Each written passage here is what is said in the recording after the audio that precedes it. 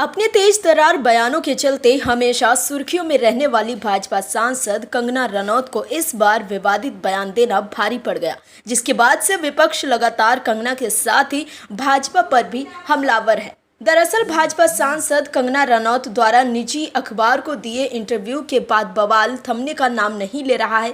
कांग्रेस हो या फिर किसान संगठन, दोनों ही कंगना रनौत के खिलाफ लामबंद हो चुके हैं। कंगना के बयान पर हुई फजीयत के बाद भाजपा को प्रेस नोट जारी करना पड़ा कि कंगना रनौत के बयान से भाजपा का कोई लेना देना नहीं है। ये बयान कंगना का निजी मत है। वहीं कंगना को निर्देश दिए गए कि वो भविष्य में ऐसा कोई बयान ना दे। बता दें कि इस मामले पर कांग्रेस यूपी प्रदेश अध्यक्ष अजय राय ने कहा कि कंगना रनौत ने पूरे देश के किसान भाइयों को गाली दी है।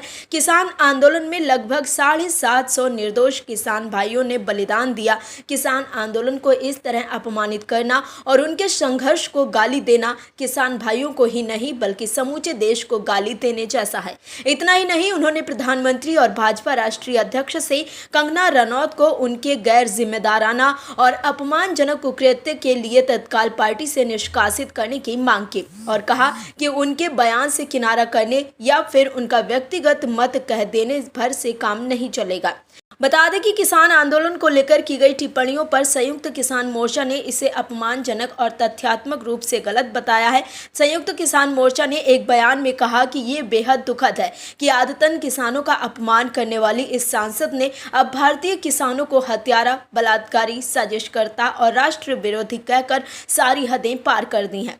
किसान मोर्चा की तरफ से कहा गया कि आश्चर्य की बात नहीं है कि ये सांसद इस तरह के बयान दे रही है, क्योंकि दिल्ली की सीमाओं पर संयुक्त किसान मोर्चा के नेतृत्व में किसानों के ऐतिहासिक कॉरपोरेट विरोधी आंदोलन का अपमान करना और उसे बदनाम करना भाजपा की लंबे समय से चली आ रही नीति रही है।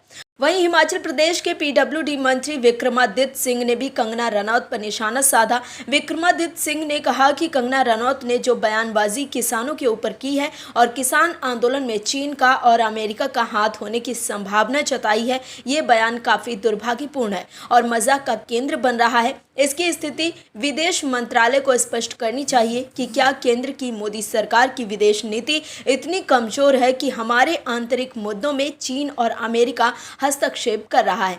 वहीं केंद्रीय नेतृत्व ने जिस प्रकार कंगना के बयान से पल्ला झाड़ा है, वो इस चीज को दर्शाता है कि मानसिक दिवालियापन जो है वो भाजपा की सांसद के बयानों में झलक रहा है। विक्रमादित्य सिंह ने कंगना रनौत को नसीहत देते हुए कहा कि जब आप एक चुने हुए पद पर होते हैं तो गंभीरता और सोच समझकर बयान देने चाहिए, क्योंकि इनका असर भारत तक ही नहीं विदेशों तक होता है और जो विदेशों के साथ हमारी कूटनीति होती है उस पर बड़ा प्रश्न चिन्ह पैदा करती है। मैं उनको कहना चाहता हूं कि उनको ज़्यादा ध्यान मंडी संसदीय क्षेत्र के मुद्दों पर देना चाहिए।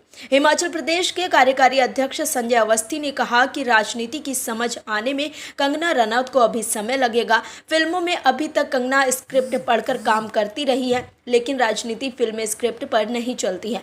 मंडी से सांसद बनने के बाद अब कंगना संवैधानिक पद पर हैं, इसीलिए कंगना को अब मुद्दों की गंभीरता को समझकर बयानबाजी करनी चाहिए। दरअसल कंगना रनौत ने एक निजी अखबार को इंटरव्यू में बयान दिया था कि अगर हमारा शीर्ष नेतृत्व मजबूत नहीं रहता तो किसान आंदोलन के दौरान पंजाब को भी बांग्लादेश बना दिया जाता। पंजाब में उपद्रवी किसान आंदोलन के नाम पर हिंसा फैला रहे थे, वहां रेप और हत्याएं हो रही थी, जिसके बाद से कंगना रनौत के इस बयान पर विपक्ष लगातार हमलावर है और लगातार भाजपा सरकार को घेरते हुए कांग्रेस कंगना पर NSA के तहत एक्शन लिए जाने की मांग कर रहा है।